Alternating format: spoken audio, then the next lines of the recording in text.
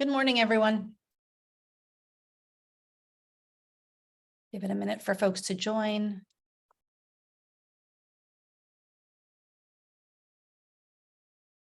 Welcome back. Love seeing that number jump up. Good morning, everyone.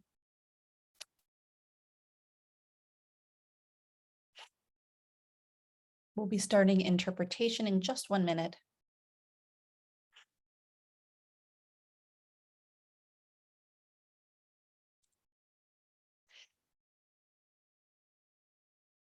I've turned on captions, but when Sandra speaks in Spanish, it will look a little bit funny. Sandra, would you mind giving the Spanish interpretation instruction? Sure thing. Hola, buenos días a todos. Gracias por estar aquí con nosotros.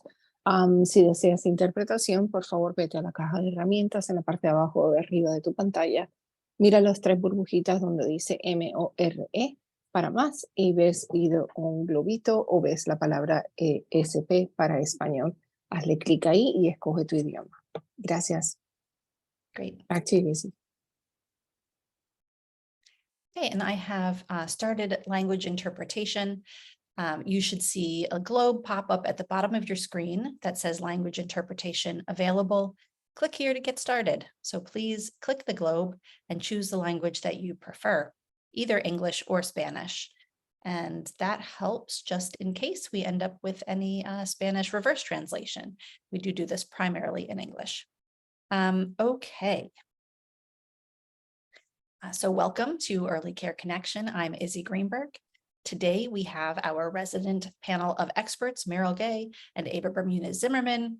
And our special guest this morning is Congresswoman Rosa Delauro, who represents Connecticut in the U.S. House of Representatives, who represents us so well in the House of Representatives, I should say.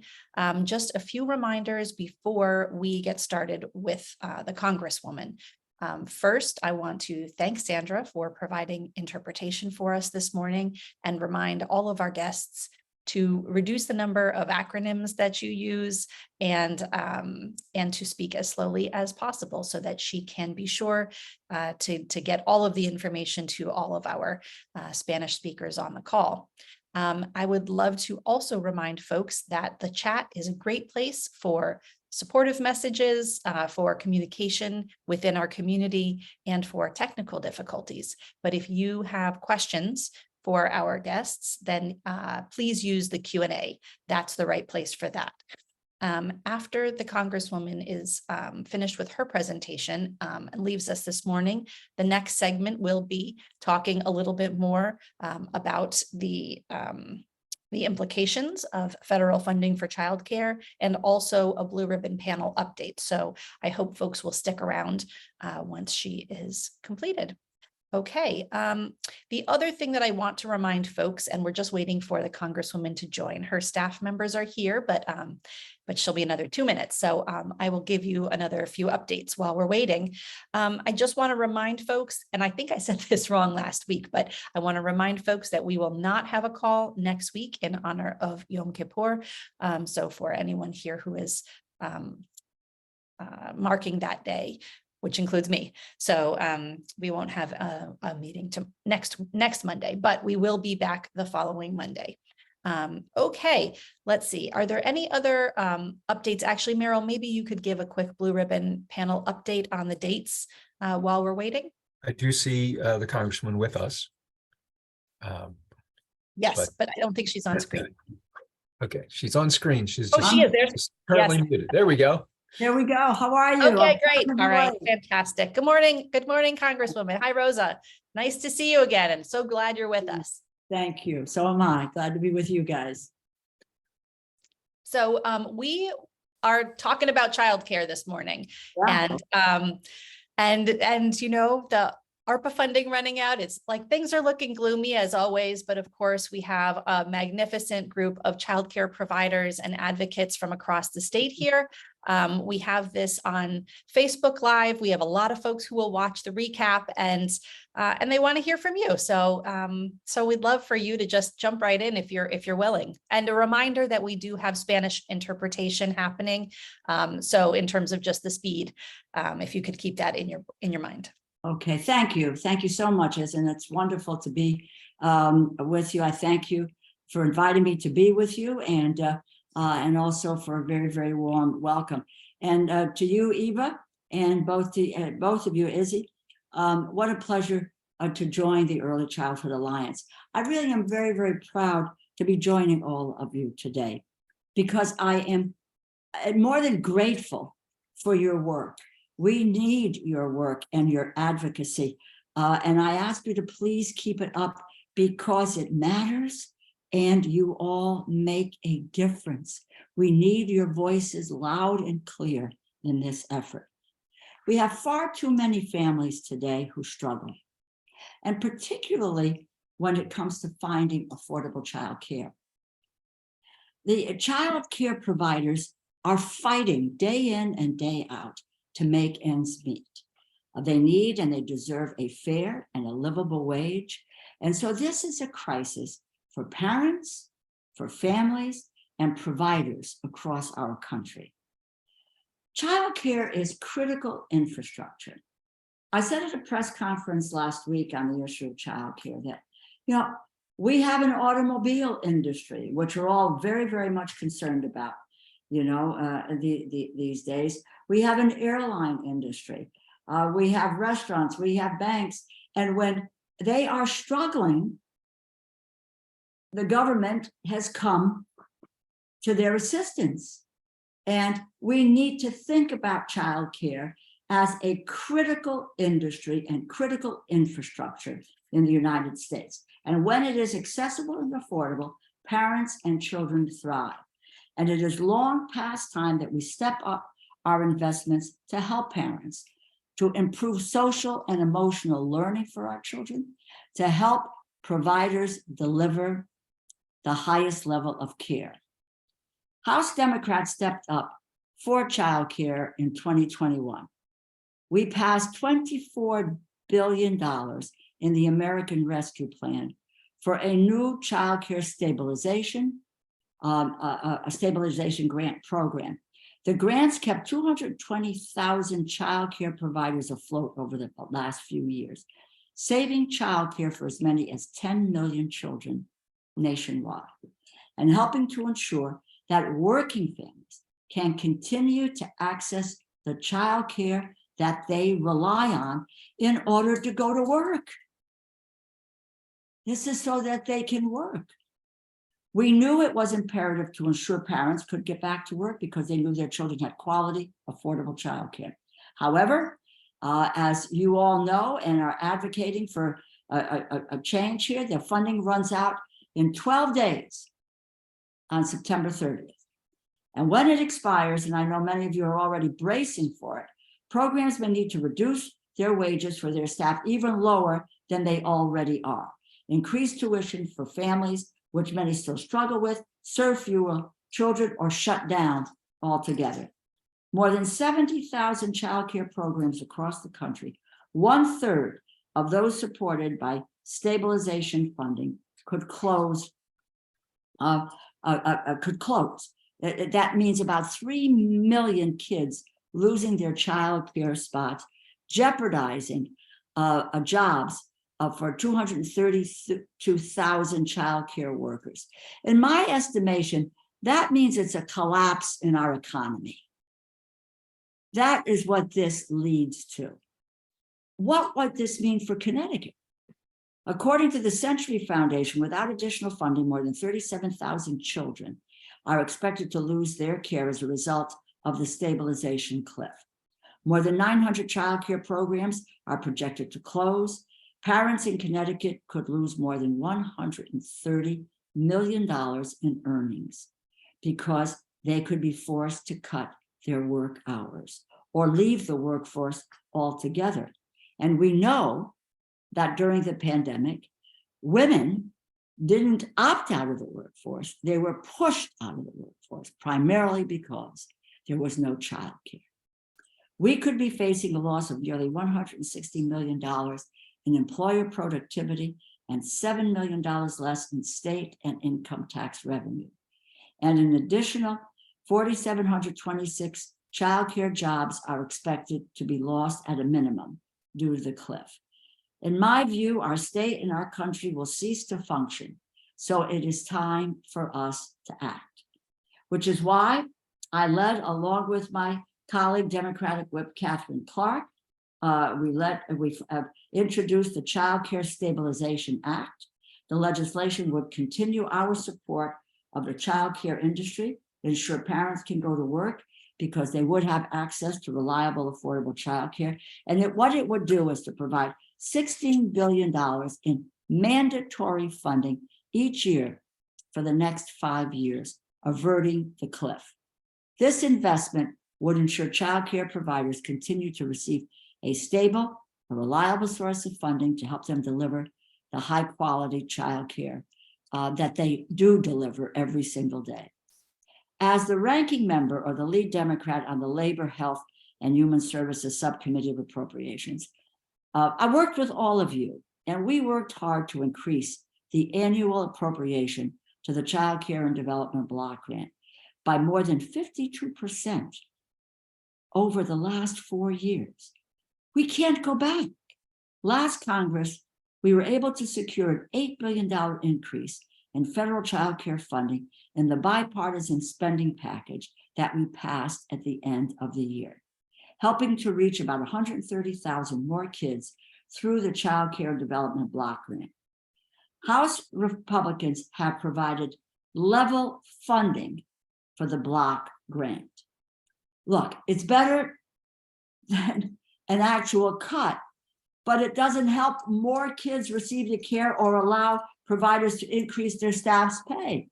It is, in fact, going backwards.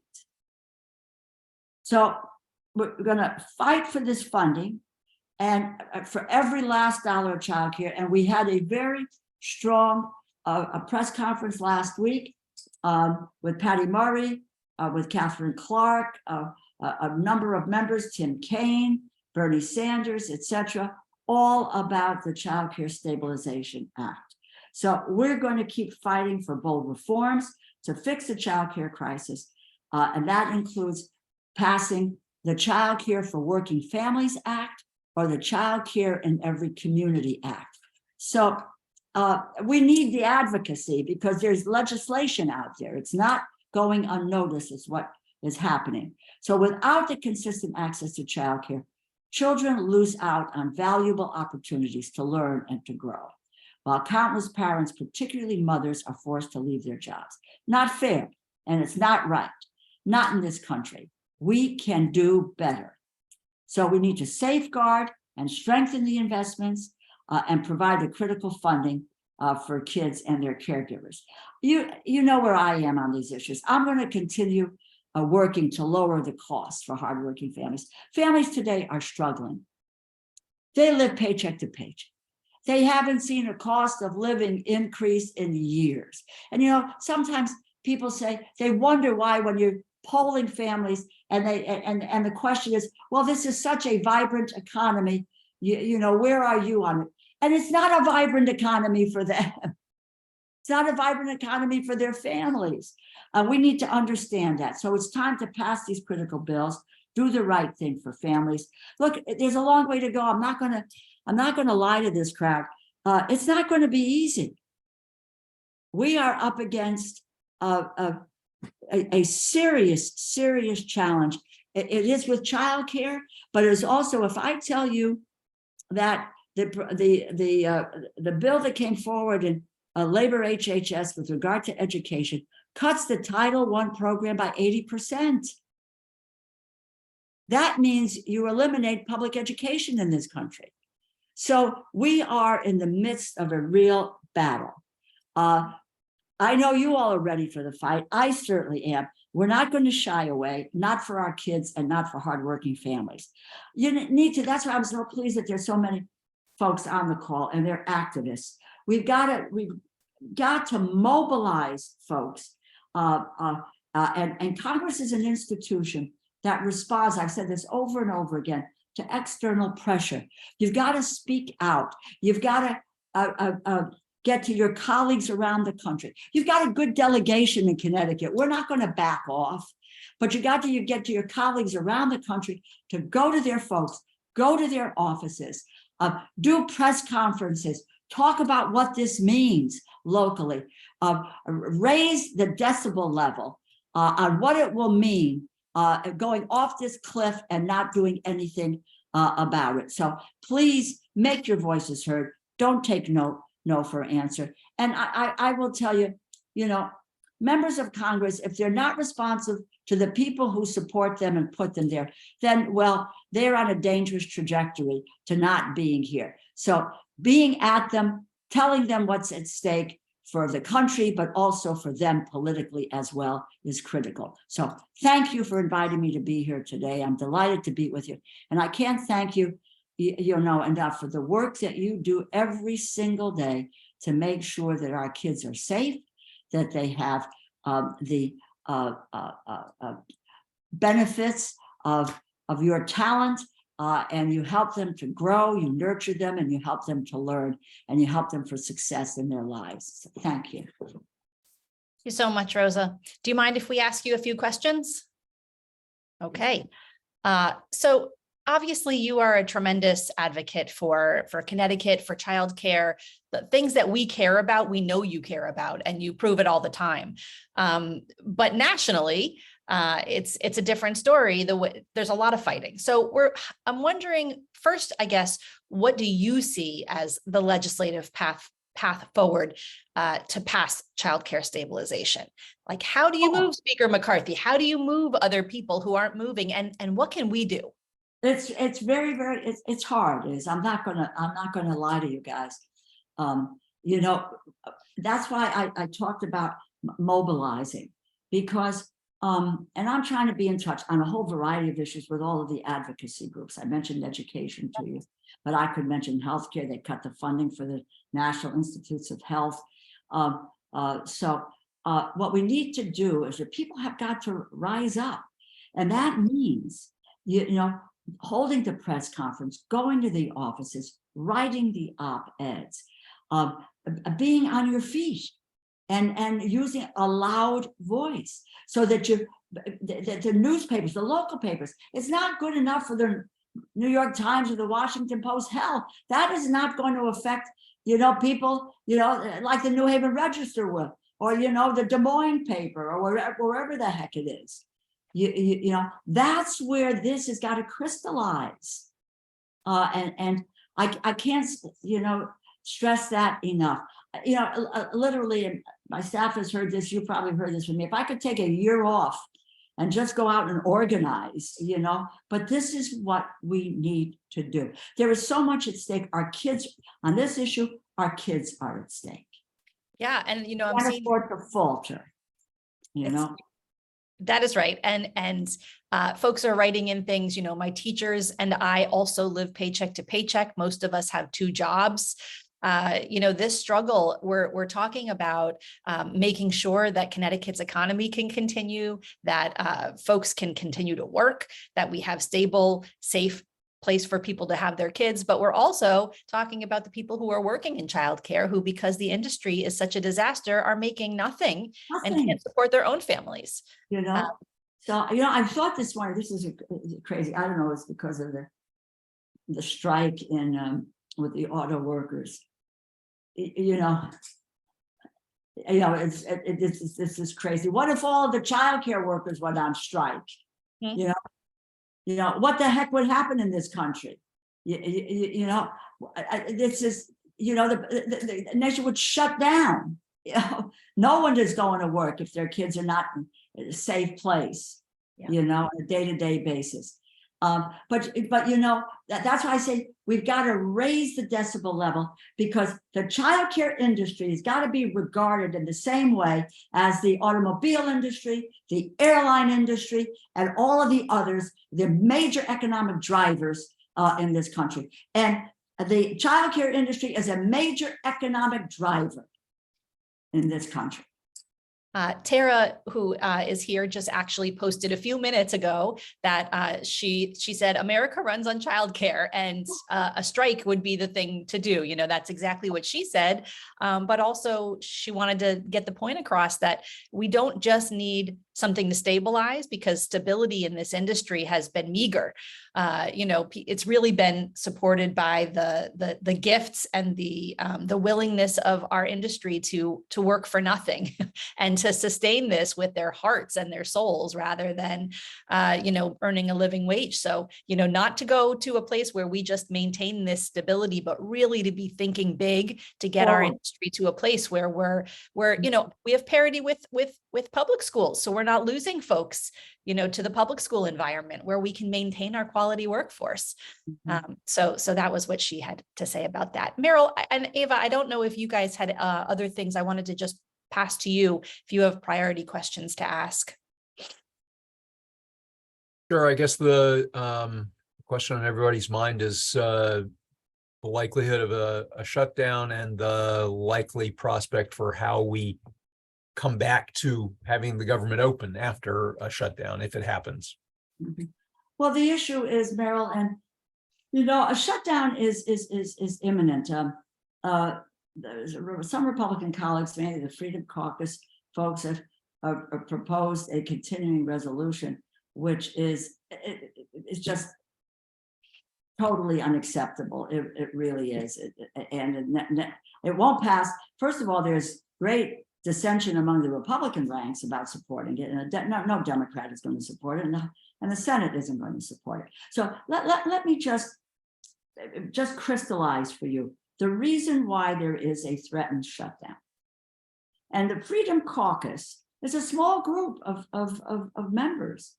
And by the way, the data shows that these are people who never vote for appropriations bills. So the negotiating with these people is a negotiation in the futility, because they don't vote for the bills anyway. However, what is the price they are extracting for keeping government open? That is the massive programmatic cuts. I mentioned 80% of a cut to Title I, severe cuts to biomedical research, Head Start cuts, eliminating Job Corps, eliminating worker training programs, eliminating, you know, it is savage. But that's it. They want these cuts, and they're willing to shut the government down. So hurting people with a shutdown, but the cuts are devastating, and the consequences of those cuts are devastating. So, Meryl, it looks like we're on a trajectory there, though I'm always an optimist.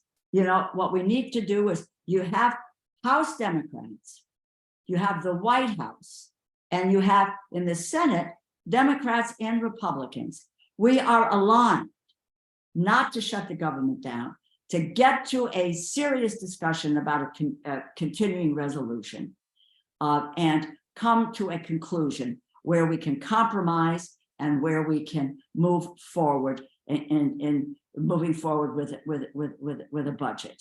And the budget deal that the president struck with Kevin McCarthy, which gave us our top lines, it talked about cuts, it talked about a variety of issues, but and Kevin McCarthy and the Freedom Caucus, they walked away from it because they wanted to ensure. I'll tell you, the labor HH bill, the numbers in the labor, health and human services and the education bill are not going back to numbers for 2022, but numbers back to 2008. Oof. Yeah, I'm not making it up. You can look at this. Agriculture, back to 2007. So there is, it's just unconscionable, but that's what they want to do in return for keeping the government open. We can't do that.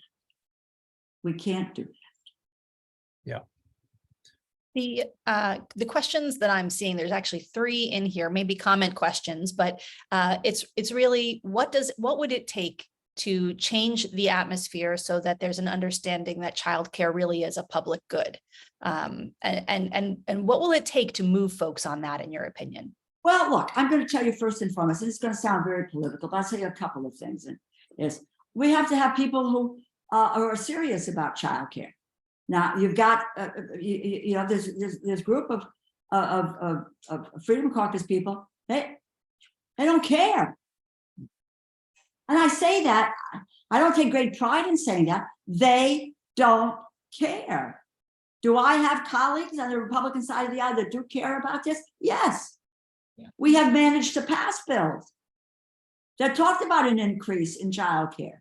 When I talked about that increase, we passed it with Democratic and Republican votes.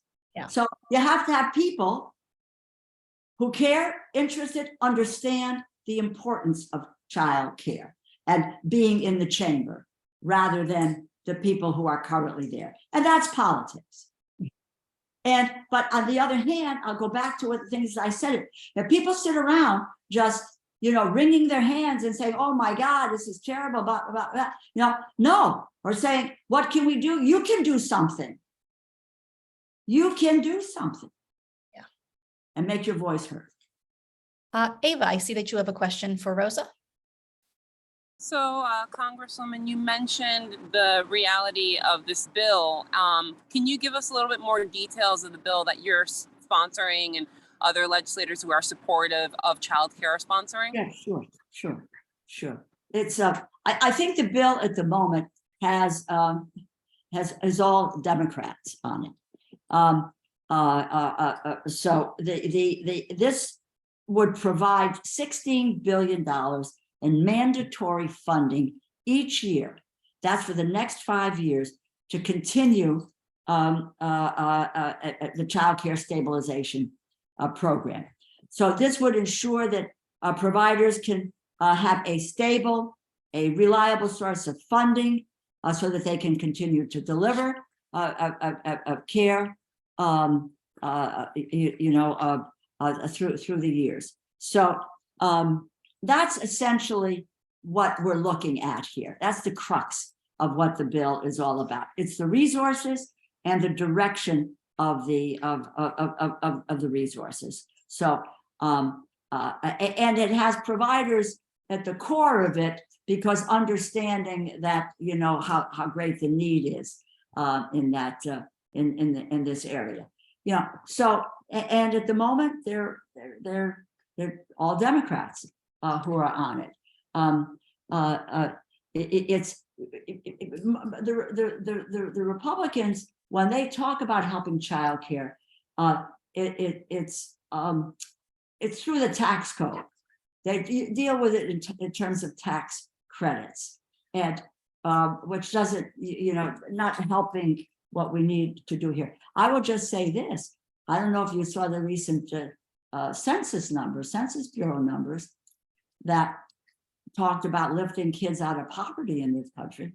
We went from the child tax credit, which lifted almost half of our kids out of poverty, and a rate of poverty around 5.2%. With the retraction of the child tax credit, child poverty is now going up to about 12.4%. And the reason when I talk about it, and so I talk about the tax credit side of it, this is for parents, if you will, that when we looked at what people did with the money is that they went out and got childcare so they could go to work. They bought food, they paid the rent, they got essentials for their household, but they purchased childcare so that they were able to work. So. Yeah, thank you. Meryl, did I cut you off before? Did you have another question? Well, I'm just sort of thinking about the reason the Freedom Caucus has any power is because they're trying to hold McCarthy's speakership hostage. Just thinking about, so in order for him to get, if they were to vacate the chair, then he has to get a majority to get himself keep in power, basically, right? If a bunch of Democrats left the room, could he have get a majority with the small, without the Freedom Caucus? Well, you know what, Meryl, let me just say this. I know that's people have talked about and that's so forth. Yeah, his leadership status, look, he has demonstrated a lack of leadership and a Yeah. lack of trustworthiness. Let me just be clear. The deal with the White House, the ink wasn't dry, and he walked away. Yeah. What kind of trust do you have? And at each successive point, you know, you want to hold on to your job, Meryl, You got and it. this is what it is. He's only worried about being able to go back to his office and it's open at the end of the day. Not worried Yeah. about what's happening with the country. Right. Now, that is a mark of a non-leader. Mm-hmm. You want to do something, and he continues. This latest inquiry on an impeachment, Yeah, it's nonsense. going to the numbers, you know, any numbers. It's not 2022, but going to any numbers. That so I understand what you're saying. If a deal, I mean, it's like if a deal can be cut, You know, who are you making a deal with? right? You know, and that has to be. And look, he's got to deal with his speakership. And at the moment, the particularly Freedom Caucus, which is a determinant factor here, they want to shut down the government, they want to impeach the president, and it would appear that they want to depose their own speaker. I mean, that's their goal. There is nothing to say, you know, the challenges that the country is facing are difficult. We need to address them. Not there. So I have a hard time. Yeah. Thinking about I'm usually a very pragmatic person, but you got to be strong and tough as a leader. You have to be. And if even at risk to yourself. the government shuts down and the Republicans then can't vote to reopen it and end up in a You have to speakership come fight. to it. You have to come to a continuing resolution. I mean, at that juncture, you know, it's terrible to do that. The consequences are terrible. But my hope is that we can get enough pressure, as I said, from these three other corners, if you will, the White House, the Senate, and the House Democrats, to create the pressure that brings people to the table to negotiate out a continuing resolution, which then would bring us probably to sometime late November, December. But we need that kind of time to put the bills together. So there was a question earlier in the chat about, so what happens when the government shuts down? Who gets paid and who doesn't get paid and that sort of stuff? Well, that is staggered by agency. There will be people who will be furloughed. There will be payments that will be delayed, potentially veterans benefits, others. But what they will do is to work through this on some sort of a contingency basis. But however, you take a look at the food that we eat. You know, there are inspectors in every there are meat inspectors in every meat poultry plant in the nation. And they have to be there every day to safeguard our food. Now, if these folks are furloughed, which will happen, they're not there. That means that food production is cut down, is stopped. Because the law says there needs to be an inspector there every day. You will see air traffic controllers again, you know, are furloughed. And again, depending on the agency, you know, it's a number of people will be furloughed, and it creates, first of all, it affects our credit rating. And what you look to the United States or the government shutdown, it's people who furloughed, people who may lose their jobs, payments will be delayed for people, all because this small group of people can't get their way or are unwilling to come to a compromise. Yep. Ava, you had a question? I've got just one other point here. You know, they'll look at how they deal with Social Security benefits, but what will happen is that, you know, there are now Social Security offices that are closed. Right. There are long, you know, wait time on telephones. That will all be increased. That all increases. Yeah, no, thank you for that reminder. It's pretty bleak that. Congressman, you have everyone all riled up. We have here Susan Daly was asking for even more information about the bill numbers and bill details. So after this call, it'd be phenomenal if your team can send us whatever toolkit or packet you have so we can share with all of the participants. We do, and there's longer term childcare solutions. We'll send you the information about the Childcare for Working Families Act. That's Bobby Scott and Patty Murray have that bill, which I'm an original co-sponsor of. We also have the Childcare for Every Community. This is Mikey Sherrill in the House, Elizabeth Warren. Again, I'm a co-sponsor. So we'll get you all the information on the bills that are out there, okay? Awesome. And Kristen Kennan also wanted to know, since we know that you are someone that we can trust our futures, you know, they're in your hands and we can trust you. And like you said, the delegation here in Connecticut is solid. But is there any particular states, any other Dems that people on this call should be poking, or maybe they have family member in these states? Anyone that you can? Yeah, and we can give you a list of states. We can give you a list of states to go to. I think to add to that, are there Republicans that are on the edge that we may be able to push a little bit? And you know, who are the folks that are the best to target because they're flexible? Yeah, or they understand how crazy this is. That's right. That's right. So, yeah, but I will just tell you that all of the Democrats are fine. You don't have to worry about a Democrat, you know, but we will let you know where some of these areas are, what states, and you know, where we think, what are some of the opportunities with Republicans. Okay. Yeah. Thank you so much. Meryl, did you have another question? No, I don't think so. Okay, Ava. We have a ton of comments in the here. chat. Yeah. There's a ton of comments and mostly supportive, just thanking you for your leadership. You know, wondering kind of what else folks can do. You know, how far away are we from a universal childcare or universal preschool in our country? You know, so people really are thinking big. This feels like, we're in this like tiny picayune place, but people really want to think big. Well, you know, we need to impress on, leaders that this is the direction that the United States should be going in.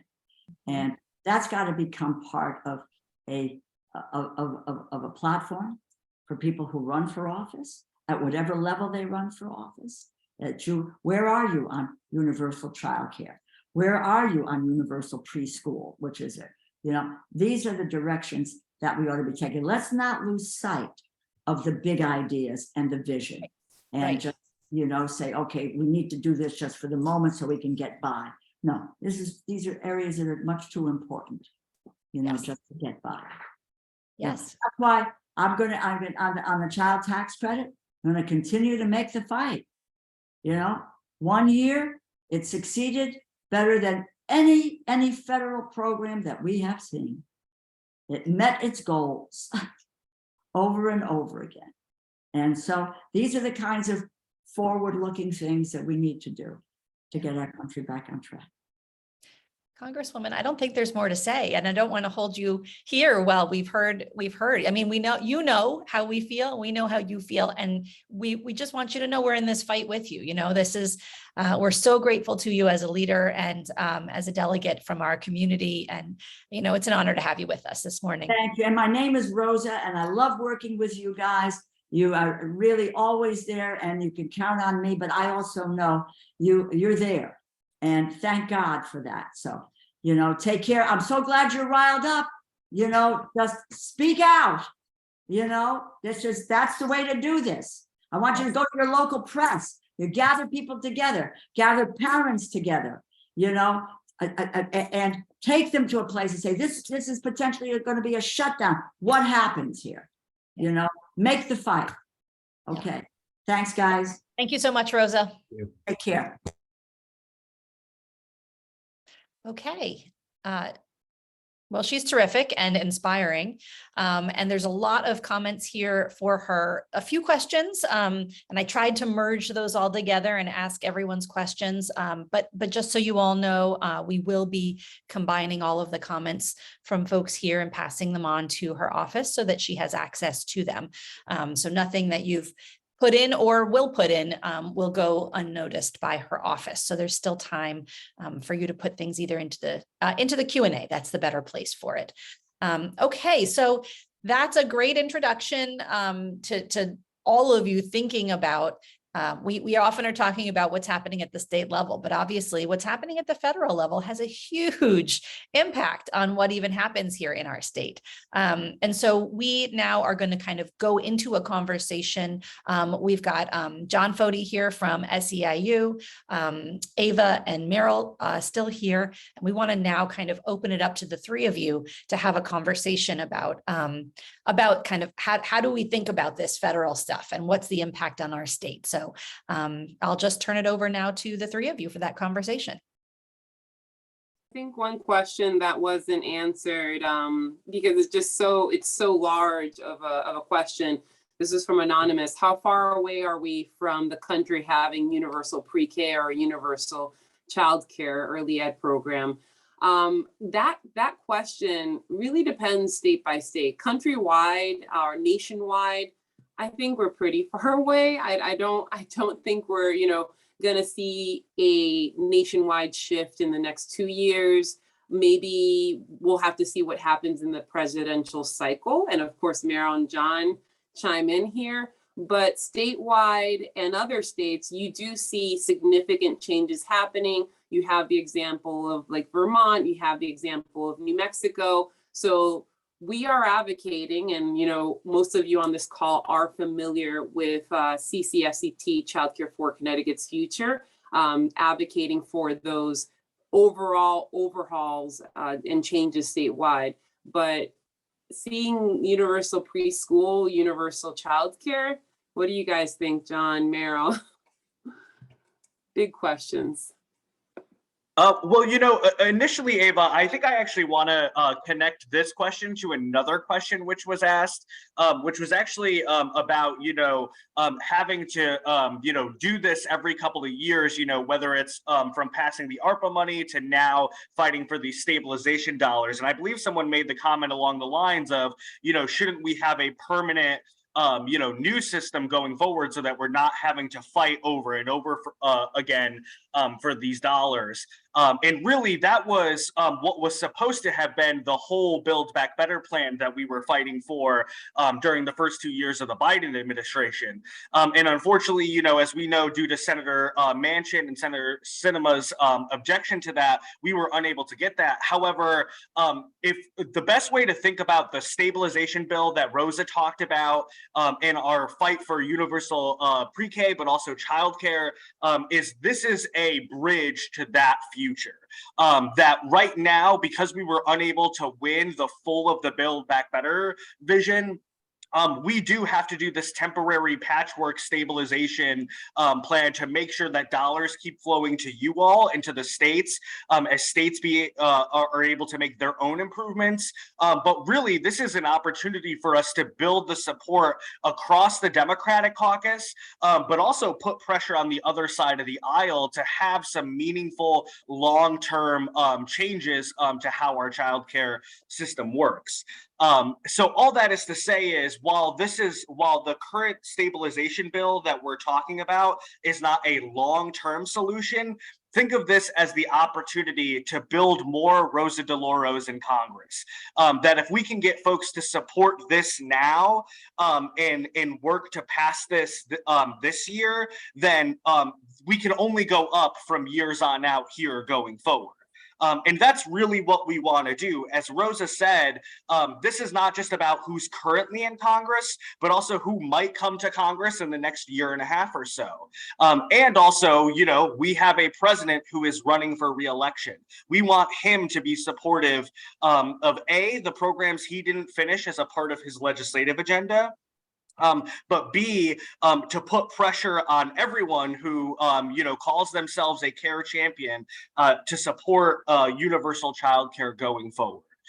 So, you know, there is not a clear timeline of when we are going to get to that future that we are all fighting for. But this is the next step. And as long as we keep supporting our champions like Rosa and building more champions around her, that'll only continue to grow not only the support necessary to do this, but the urgency to do it. Yeah.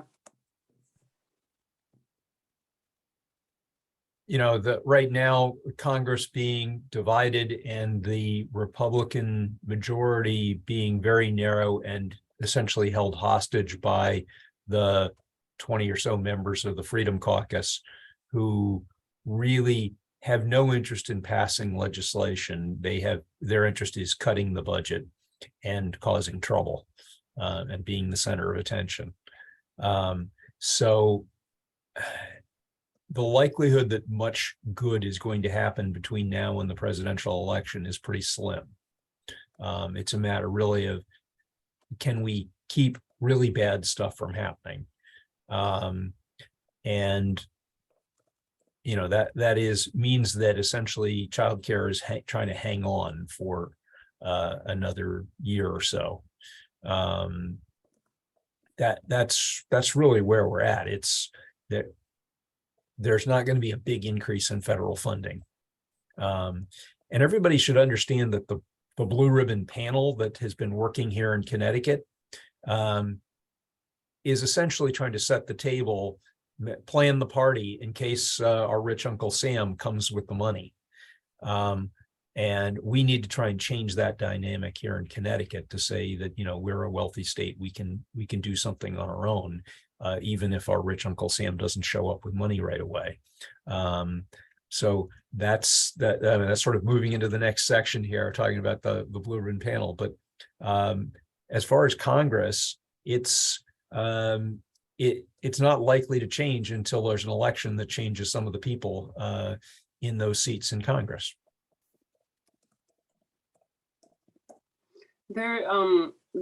Going back to another question that we didn't get to, and I was just trying to type it out. There are a lot of multiple questions. There are a lot of questions about tax credits on the federal side and on the state side. Oftentimes, something that politicians do like to do is giving tax credits to family, tax credits when you have kids. That is something that is very attractive, and there's appetite. But I do want to remind callers, you are educators, you're the providers, that oftentimes politicians see this as a Band-Aid. They say, well, you know, we gave them a tax credit, so they should be fine. Or we gave them ARPA money, they should be fine. Why are they asking for more? A lot of the politicians don't truly understand. This goes for like local state reps, state senate, don't truly understand how difficult and how in dire straits you are as a provider trying to keep a roof over your own head or keep your business afloat. So when the Congresswoman says we have to advocate, it's great to hear that our federal delegation is solid. They really are. You know, Meryl, me, Izzy, a lot of people on this call have had conversations with Congresswoman Hayes, Blumenthal, Murphy.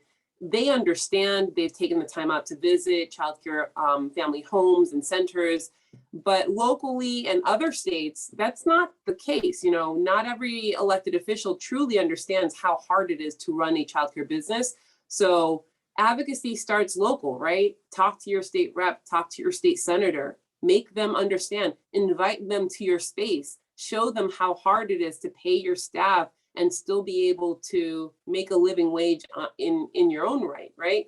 For those of you who have fought to get a union, that's great, but that doesn't stop in a union contract. We're talking about public policy, we're talking about legislation, we're talking about changing the big picture. And that's not easy. And I would like to also jump in. Folks are asking, is it possible to use the presidential election to make noise and draw real attention to our industry? And so I guess this is a little bit of a segue into, statewide, obviously the Early Childhood Alliance, Childcare for Connecticut's Future campaign. These are groups that are working to organize Connecticut. But then who are we looking to in terms of, national organizations that might have the willingness, the power, the leverage that folks may want to be paying attention to see if we can be, pushing a little bit in this presidential election. Are there any organizations you want folks to pay attention to, either statewide or nationally? I got to do a shout out to John, because SEIU is definitely in the fight. But John, go ahead. Yeah, absolutely. I mean, SEIU is definitely the union I would look to leading on childcare. And I will just say, as I think Izzy and Ava introduced me, I am a federal lobbyist. I work on childcare like 80% of my day, and then the other 20% is usually making sure everything else moves in the right direction, so childcare does. And part of that is because of SEIU's commitment to understanding not only is care work the work that makes all other work possible, but also understanding that the workforce is who we need to be investing in. A workforce that is predominantly women, Black and brown women, immigrant women, who are not only doing the vital work of today, but who are also part of the future of our country and our communities tomorrow. So everything SEIU is doing between now and November 11th next year is about making sure that whoever we elect, the people we say we want to elect to Congress and to the White House, are supportive of a massive federal investment in childcare and a permanent federal childcare investment as well. So obviously, always keep looking to SEIU to help lead the way. I will also say we work very closely with our friends at the National Women's Law Center, as well as the Child Care for Every Community Network. And one of the things, the other organization that SEIU is a part of, along with the National Women's Law Center, is called the Care Can't Wait campaign. And basically, this is the political organization set up to drive the child care agenda forward in this next election cycle. And I'm actually so happy I saw someone put in the chat about making sure that this is a part of the presidential election, because as folks might remember, and I mentioned this in my last comments, President Joe Biden had a universal child care plan with a massive actually, I believe it was $600 billion investment in child care. And that was his plan. And it truth be told, it was a very phenomenal plan. It had a lot of things we had to work out and some specifics. But had that been implemented, we would be in a much different world than where we are now. So to your point, what we're really going to try to do is, over the next year and a half, is to tell the president, hey, if you want our votes next year in the election, when you hopefully get reelected, we need to revisit the child care legislation and make sure that we pass that. And, exactly to what Rosa was saying earlier, too, there are a lot of Republicans over in New York who I'm sure we would love to see changed with some other leaders who actually support child care. And if we are able to take back the House and hold the Senate in 2024, then that means we will have that opportunity to have a massive federal investment in childcare. So again, it is this is kind of the whole focus of the next year. And really, as you're thinking about this fight now and talking about stabilization, you should keep that in the back of your mind as an activist, and the conversations you're having, with families, with parents, with the folks you provide care to. Make sure you mention to them, hey, we're fighting for this right now so we can win something even better somewhere down the road. Because again, as folks have said overall, this is not going to happen overnight, and it's not even going to happen within the next year. But if we don't lay the groundwork now, we will never have that opportunity, a year or 2 years from now. Izzy is awesome as an MC, and she just added some toolkits.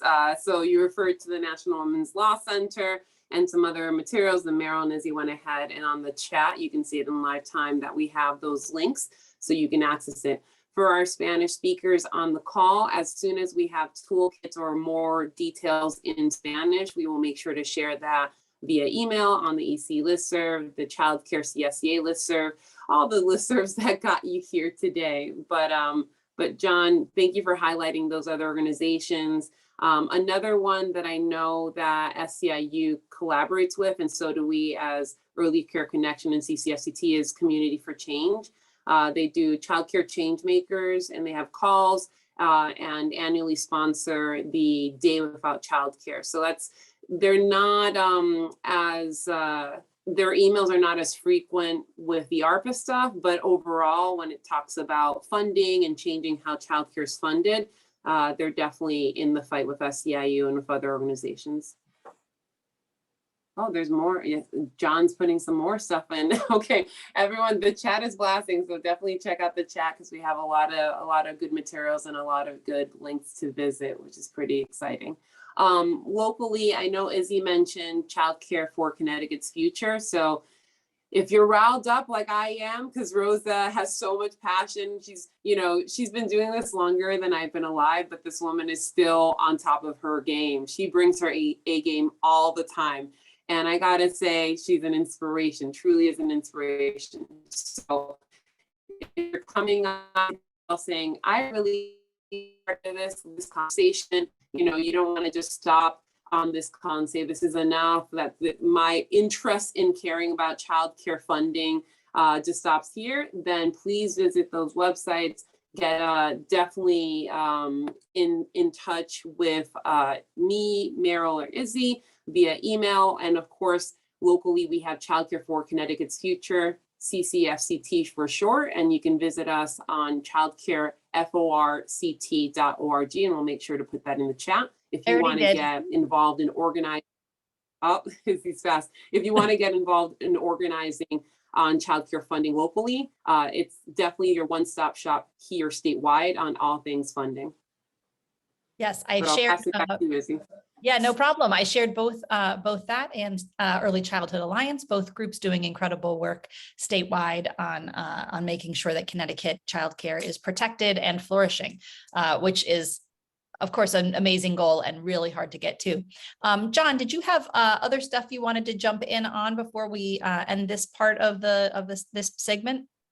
I just want to thank everyone for all the advocacy you all are doing. Again, I am in Washington, D.C., so a lot of the time it takes a little while for us to hear about it. But I will just say everyone here is doing an amazing job at lifting this up at a time where there are so many other federal priorities.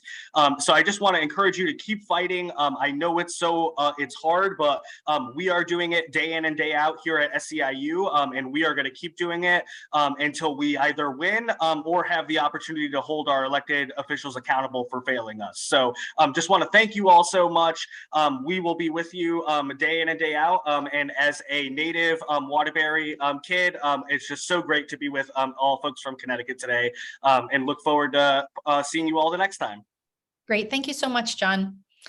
Someone just shared in the Q&A. I'm so pumped now. I think we should all decide if we need to close for 3 days if the government shuts down. And listen, there has been a Morning Without Childcare for the last few years, and that is effective at spreading the word, but it is not effective at sharing the pain. I'm not saying I'm calling for a strike, but I understand that inclination. And I think what we need to figure out is how do we get to a place where this is really a big issue that people all understand. So, okay, Ava and Meryl, what else?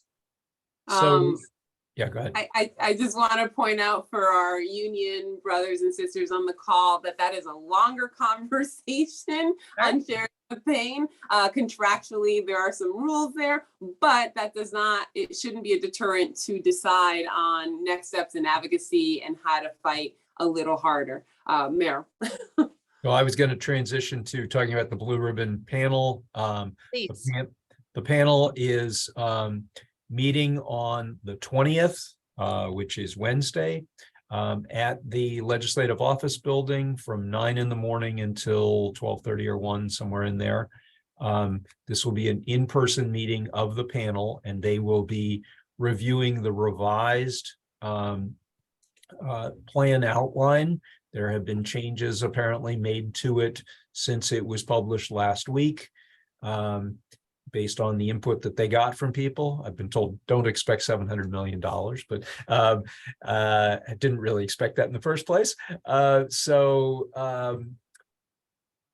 those of you who are able to join us there, it will be recorded on CTN, but apparently it's going to be recorded to be played later rather than live streamed. If we hear otherwise, we'll let you know. But if there are any folks who can join us up there, that would be great. And if you do miss it, and you watch the recording later, but you want to debrief on that meeting and all things Blue Ribbon Panel, Childcare for Connecticut's Future has their stakeholder meeting also the 20th from 6:30 p.m. until 7:30 p.m. And you can sign up that same link that Izzy shared earlier, childcareforct.org, will give you access to the registration page for that meeting. And then you can be part of the conversation and get some updates there as well. Yes, excellent. All right, anything else this morning? Let's see here. Will the Blue? I do not know whether the updated recommendations be published before the Blue Ribbon meeting. Certainly, when I'm there, if they haven't been published, I can try and get my hands on a copy of them and take some pictures and post them to the listserv. You know, the plan so far has called for increasing the Care for Kids income eligibility up to 100% of state median income. So making more families eligible. That would be phased in over time. It calls for paying providers using Care for Kids more, who are getting funded by Care for Kids. And it calls for increasing payments to the state-funded programs. And generally trying to simplify the state-funded programs. I think the big challenges are for all of those providers who've got, I've got 10 kids on Care for Kids out of my 100. Getting a little bit more for those 10 kids isn't going to make it possible for me to pay everybody higher wages unless I raise the tuition on the other families. Now, if the eligibility goes up to 100% of state median income, maybe it's not 10 kids, maybe it's 35 or 40 kids who are on Care for Kids. All of that is going to cost money. All of that has to get appropriated, and those are all big unknowns as to what will be proposed, what will get appropriated in the budgets, and you can't solve a problem that is fundamentally about a lack of resources without spending some money. And currently, the fiscal constraints that the state has put itself into make it difficult to spend any more money. So the question fundamentally is, can we get around those? Can we create a dedicated funding stream for childcare that is sufficient to actually make real difference? Joanne Keller wants to know, would it be helpful individually or as a group to reach out to the Blue Ribbon Panel members directly with our concerns? All of the above, Joanne, absolutely. If you have a group and you have the ability to connect with any of the Blue Ribbon Panel members, then do it. And especially if you have a personal connection, even more so, there is no organization or entity preventing you from reaching out to them. This is the time to do it. The hard deadline that they have internally is November. Well, they didn't give us a specific date in the hard deadline, but they're looking at finalizing their plan for November. So they did do a hard deadline. Meryl, was September 30th, right? For written comment on their website was September 30th. So yes. If you want to submit something electronically, you have until September 30th, and then they're going to pull that link. But if you want to continue that conversation going the month of October, you know, we're all trying to make sure that we keep those conversations rolling in and they hear from all of you. You're probably going to hear some announcements through the EC listserv of other opportunities to try to, you know, motivate this conversation with the Blue Ribbon panel. So definitely be on the lookout. I just shared the link also to give feedback to the Blue Ribbon panel online. You can share, you know, if you have shared in person at any of their events. If you haven't, I think it is a great idea.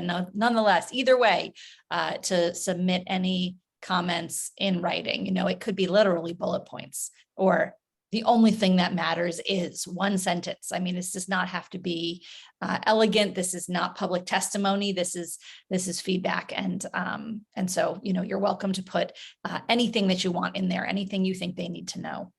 And also our friend Maggie at OEC is checking to see if the revised plan will be posted. So the minute it's shared, I mean, this is public information, but the minute it's shared with the Blue Ribbon panel members, it becomes public. And so at that point, it may be able to be posted. And so she's going to check on that. Thank you so much for that, Maggie.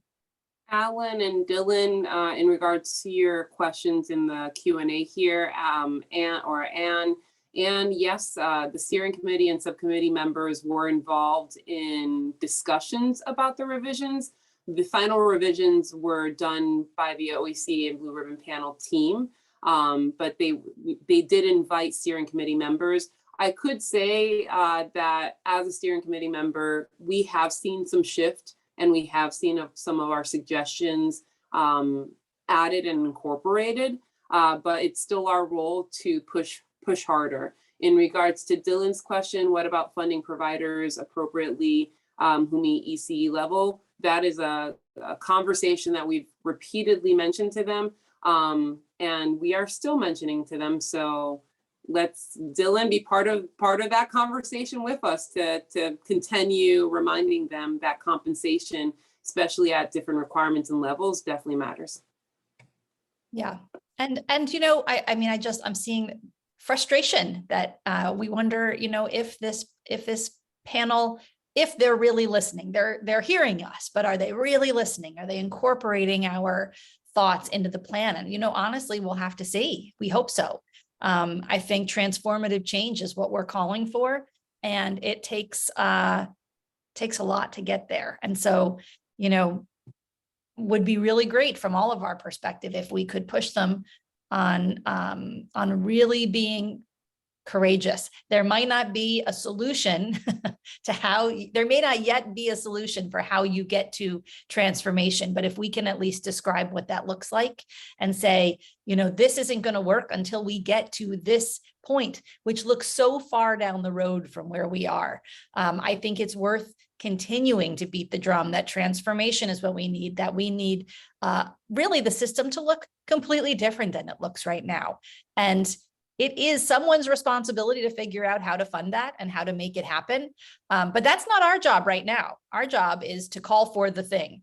And then the next, you know, this is a process, but I think it's not worth saying, well, it would be really hard to get to that, so let's not ask for it. That's not right. That's certainly not right from us. We're not the Blue Ribbon panel. We're the people who have to put pressure on both the Blue Ribbon panel and the Office of Early Childhood and the governor's office to say, does this go far enough? Is this going to make any difference? Why bother if you're not going to do something that actually impacts us substantially? And that's our job. So that's my rant for the day.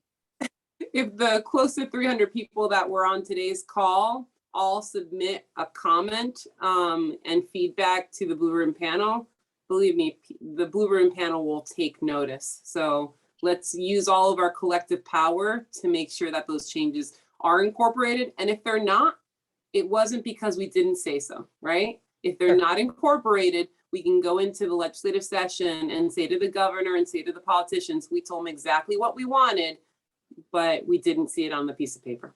That's right. That's right. We have to try. Okay. Anything else for today?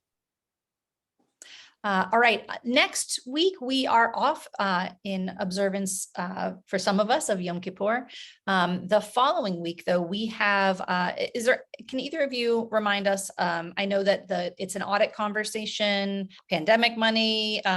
Anybody, is that confirmed? And are we ready to say what that will be about? No, I might be wrong. Okay. I thought it was confirmed, but before we fully announce, people should be on the lookout in the email before we like to Okay. double triple confirm. I know, you guys, we're always, this is all seat of our pants because we want to make sure that whatever we're bringing you is the thing you need right now. And so you might think we're disorganized, but really we're just trying to be flexible and responsive. Okay. Thank you all for being here. Thank you, John, for that help in the debrief. Of course, thank you to Congresswoman Rosa Delauro, who is such a champion for our industry and for our state, for our children, and to her staff members who help with so much. So thank you all for being here. Ava and Meryl, for knowing so much and being able to be such great representatives of our community. And of course, to Sandra for providing interpretation. Most importantly, thank you to this community of awesome childcare providers and advocates and parents who show up every week, even though it feels extremely frustrating.